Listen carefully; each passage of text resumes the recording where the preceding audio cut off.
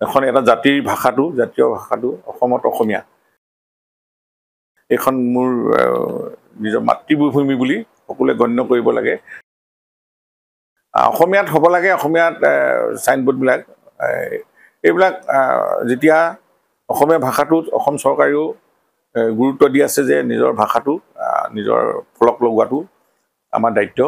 ব্যৱসায়ীসকলকো অনুৰোধ কৰিছোঁ যাতে অসমীয়া ভাষাত তেওঁলোকে নিজৰ দোকানখন বা অনুষ্ঠানটোৰ নামটো লিপিবদ্ধ কৰি ৰাখে এইটো জাতীয় সেন্টিমেন্টৰ কথা আছে এখন এটা জাতিৰ ভাষাটো জাতীয় ভাষাটো অসমত অসমীয়া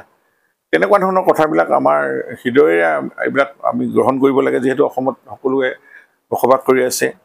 সকলোৱে অসমত ব্যৱসায় কৰি আপুনি খাই অসমতে এখন নিজৰ এখন মোৰ নিজৰ মাতৃভূমি বুলি সকলোৱে গণ্য কৰিব লাগে তেতিয়া কোনো সংঘাত নহয় আৰু আমি বৃহৎ অসমীয়া জাতি আমি গঠন কৰাৰ যিটো প্ৰক্ৰিয়া